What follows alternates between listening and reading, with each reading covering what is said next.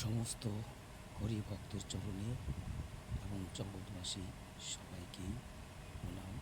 যত ধর্ম মূল্য আছে সবারই চরণে শত শত প্রণাম করে শুরু করে দিচ্ছি হরিলীলামিতর গুরুচাঁদ চরিত্র এবং গুরুচাঁদের বংশগুলি যারা পূর্বের থেকে এসেছে একে একে সংক্ষেপে কিছু কিছু তাদের নাম প্রচার করিতেছি।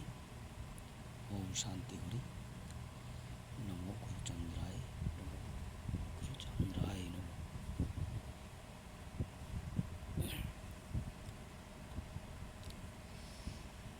শ্রী শ্রী গুরুচাঁদ ঠাকুরের মহাপিতা যুগ অবতার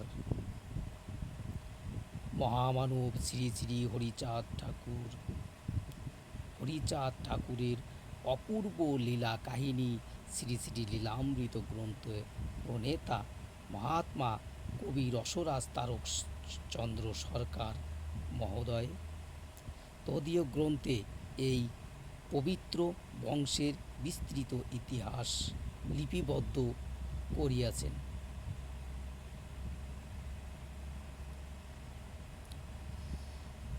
তাহা হইতে জানা যায় যে খ্রিস্টীয় ১৬শ শতাব্দীতে মিথিলা প্রদেশবাসীর জৈন অলৌকিক শক্তিধারী মহাপুরুষ এই বংশে আদিপুরুষ।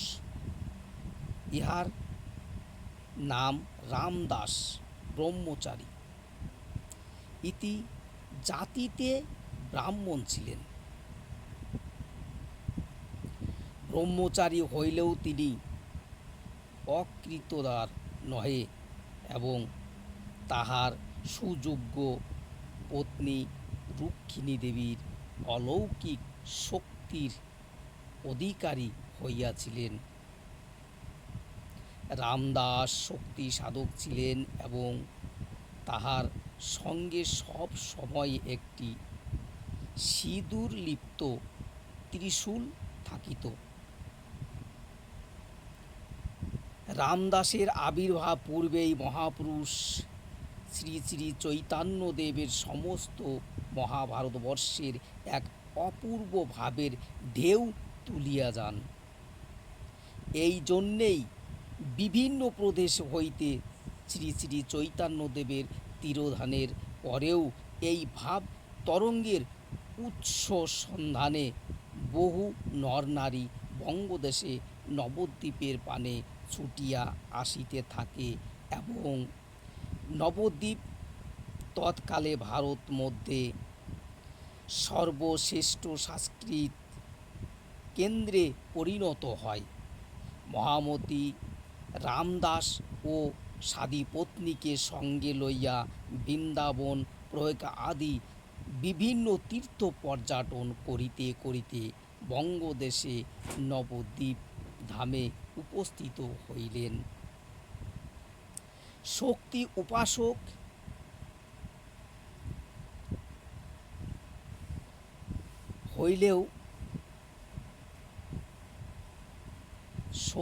উপাসক হইলেও রামদাস বৈষ্ণবগণের সঙ্গে মিশিয়া কৃষ্ণ কথা আলাপন করিতে ভালোবাসিতেন এবং উত্তরকালে এই কৃষ্ণ প্রেমেই তাহার জীবনকে অধিকতর প্রভাবান্বিত করিয়াছিল।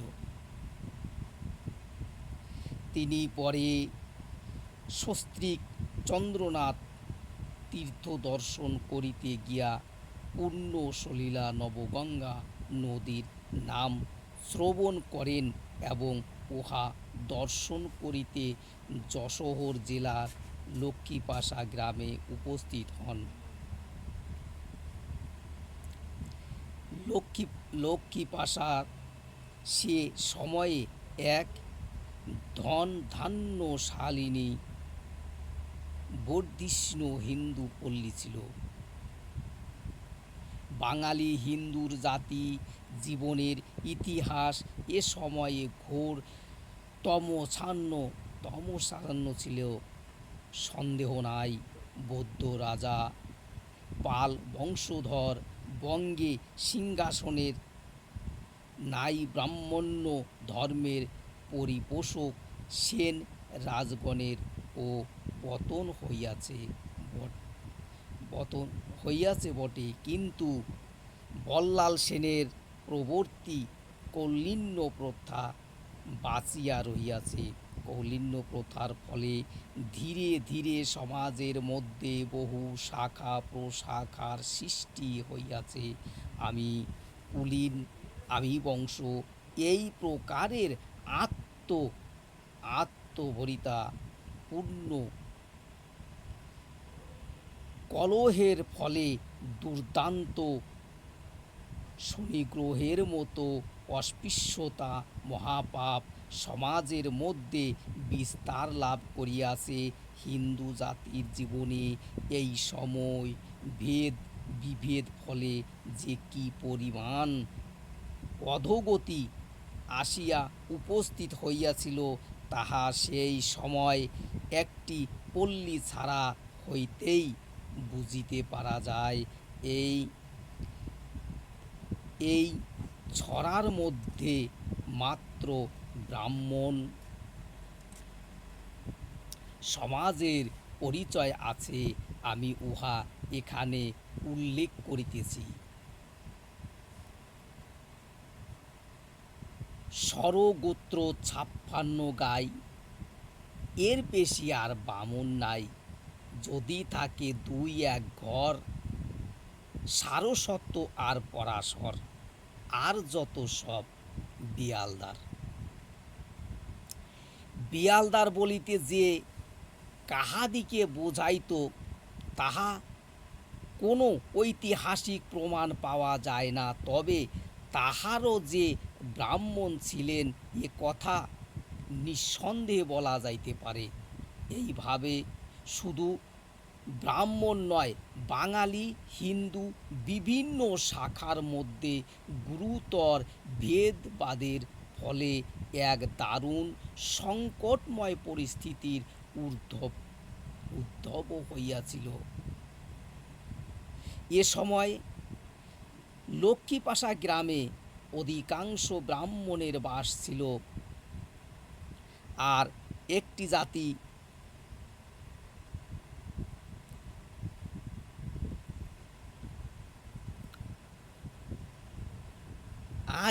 জাতির লক্ষ্মীপাশা ও তাহার নিকটবর্তী গ্রামে সমূহে বিপুল সংখ্যক বাস করিতেছিল। ইহারাই বীর নমশূদ্র জাতি। এই জাতিটি কোনো বিশেষ লিপিবদ্ধ ইতিহাস আজিও উদ্ধার হয় নাই বটে। তবে সমসাময়িক ঐতিহাসিক ঘটনা, সামাজিক আচার ব্যবহার, রীতিনীতি আলোচনা করিয়া ইহা নিঃসন্দেহে বলা যায় যে এই জাতি কোনো অন্তজ বা হীন জাতি নহে, এবং ইহাদের পূর্বপুরুষগণও সকলেই ব্রাহ্মণ ছিলেন, এবং ইহাদিকে ধর্ম দিতে একমাত্র ব্রাহ্মণের রক্তই প্রবাহিত হইতেছে। এই জাতি সম্বন্ধে কিছু কাল পূর্ব হইতেছে বাংলার বর্ণ হিন্দুগণ একটু সচেতন হইয়াছেন বলিয়া মনে হয়, এবং এই জাতির পরিচয় সম্বন্ধ নানা জনে নানা কথা বলিতে আরম্ভ করিয়াছে। শারীরিক শক্তি ও যুদ্ধবিদ্যার বাংলার অন্যান্য সম্প্রদায় হইতে নমশূদ্র শ্রেষ্ঠ বলিয়া পরলোকগত স্বামী বিবেকানন্দ ইহাদিকে সক্ষত্রিয় বলিয়া মনে করিয়াছিলেন ও প্রকাশ্য সভায়ও তাহা প্রকাশ করিয়াছিলেন। সেই কথার উপর নির্ভর করিয়া এবং নমশূদ্র জাতি অপূর্ব বীরত্ব দেখিয়া অনেকেই ইহাকে ক্ষত্রিয়ত্বের প্রতিষ্ঠিত করিতে বিশেষ উদ্বিগ্ন হইয়া পড়িয়াছেন। শোনা যায় বাংলার কোনো বর্ণ হিন্দু ব্রাহ্মণ, যিনি বহু বর্ণ হিন্দুগণ কর্তৃক পূজিত হইতেছেন বলিয়া প্রকাশ। তিনি এই জাতির মধ্যে হইতে বহু লোককে নিজের দলে ভিড়াইবার উৎসাহে এই জাতিটিকে পরাশর পরাশর ব্রাহ্মণ বলিয়া স্বীকার করিতেছেন। নাম উল্লেখ না করিয়াও আমরা ব্যক্তিগত ব্যক্তিগত অভিজ্ঞতার ফলে বলিতেছি যে বাংলার কোনো কোনো বর্ণ হিন্দু চালিত স্কুলে ইতিহাসের পাঠ শিখাইবার সময় হিন্দু জাতি চতুর্বর্ণের শেষ বর্ণ শূদ্র বলিয়া নমশূদ্রকে উল্লেখ করিয়া থাকে। এই এই সমস্ত তত্ত্ব অত্যন্ত আধুনিক গবেষণা মাত্র এবং সম্পূর্ণ ভিত্তিহীন।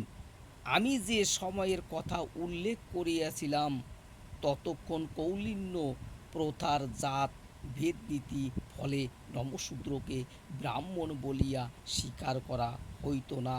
মহাত্মা রামদাস ব্রহ্মচারী অত্যন্ত উদার স্বভাব সম্পন্ন মহাপুরুষ ছিলেন এবং তিনি কখনোই জাতিভেদ ক্ষুদ্র গণ্ডি মানিয়া চলিতেন না।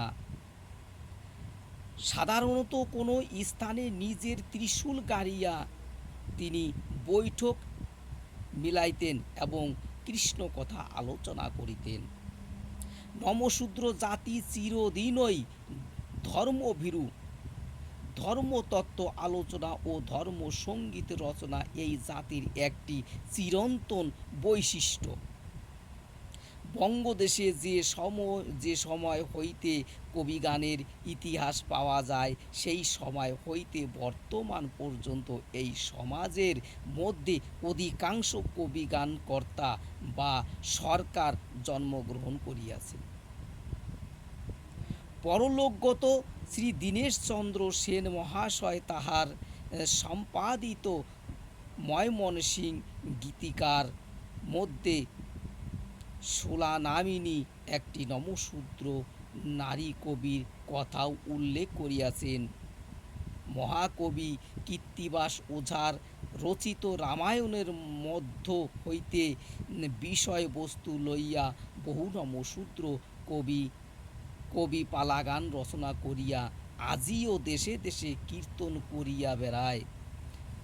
মহাত্মা কবি রসরাজ তারুশচন্দ্র সরকার মহোদয় এবং তাহার পিতা কাশীনাথ সরকার ও কবি রসরাজ মহোদয়ের সমসাময়িক আনন্দচন্দ্র সরকার মহোদয় বঙ্গদেশে শ্রেষ্ঠ কবিগানের মধ্যে অন্যতম ছিলেন। আজিও শিক্ষা দীক্ষা আলোক হইতে বঞ্চিত যে কোনো নমশূদ্র পল্লীতে ভ্রমণ করিলে সে সমস্ত স্বভাব কবিগানের ধর্মপার্বক সঙ্গীত রাজি শুনিয়া যে কোনো উচ্চ শিক্ষিত বাঙালির হৃদয় আনন্দ ভরপুর হইতে পারে। মানব জীবনের সন্ধ্যার দিকে মৃত্যুর কাল ছায়া ঘনাইয়া আসিতেছে দেখিয়া নমশূদ্র পল্লী কবি সরল সহজ ভাষায় সারা প্রাণের মিনতি জানাইয়া যে কথা তাহার দয়ালের কাছে জানাইয়াছে তাহা শুনিলে সত্যই সংসারে জগদ্দল পাহাড়ের নিচে সচেতন মানবের একটি জোর নাড়া দিয়ে যায়। দিন গেল দয়াল, দিন তো গেল বয়ে, এ অধমের করো দয়া রে দয়াল, তোমার পদ ছায়া দিয়ে।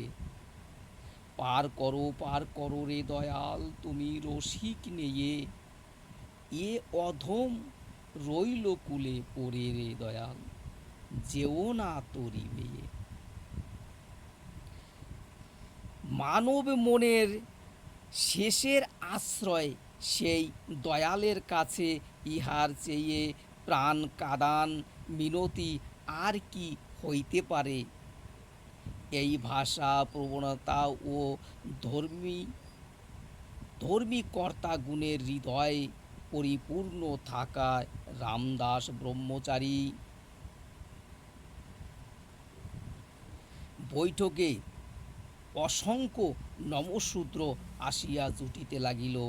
রামদাস ও স্বীয় উদারতা গুণের প্রাণ খুলিয়া তাহাদের সহিত কথা কইতেন, তাহাদের সুখ দুঃখের কথা শুনিয়া ব্যথিত হইতেন এবং সান্ত্বনা দিতেন। এইভাবে সেই দেব দম্পতি নমশূদ্রগণের আপনার জন হইয়া গেলেন। নমশূদ্রগণ তাহাদিকে ভালোবাসিয়া ভক্তি করিয়া